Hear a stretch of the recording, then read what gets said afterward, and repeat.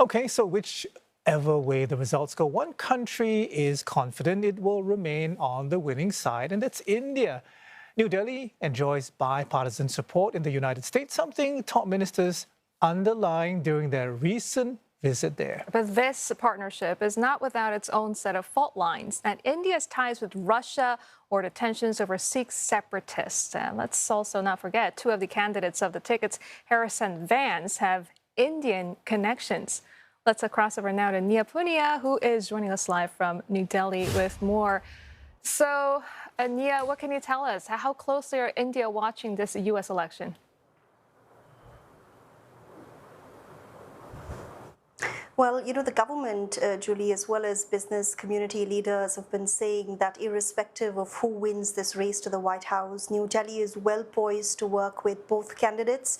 And this, of course, is because of that bipartisan support that you mentioned.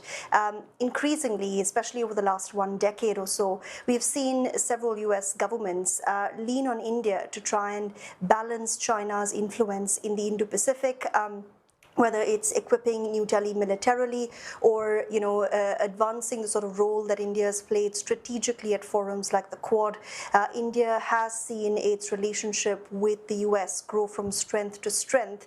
But there are some anxieties, especially among businesses and those outfits that export to the US. And this is primarily because Donald Trump, who seems to be the winning candidate so far, has said at various campaign rallies that if he wins, he will hit hard, calling India a big abuser of tariffs, even though we have seen in the last few years several American firms come to India, set up manufacturing lines here, to try and diversify their sourcing from China. Trump thinks India is still not doing enough when it comes to opening up its markets. He's also unhappy with the trade deficit, which is about $45 billion in India's favor.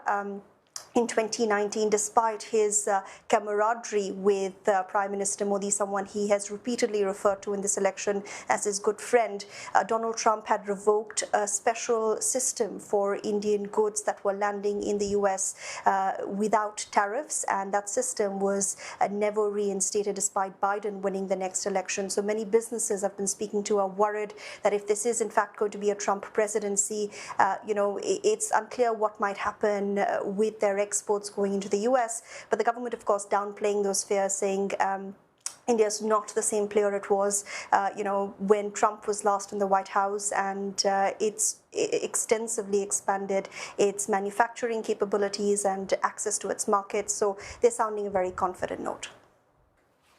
All right, Nia, thank you very much for that update. Nia Punia in New Delhi for us.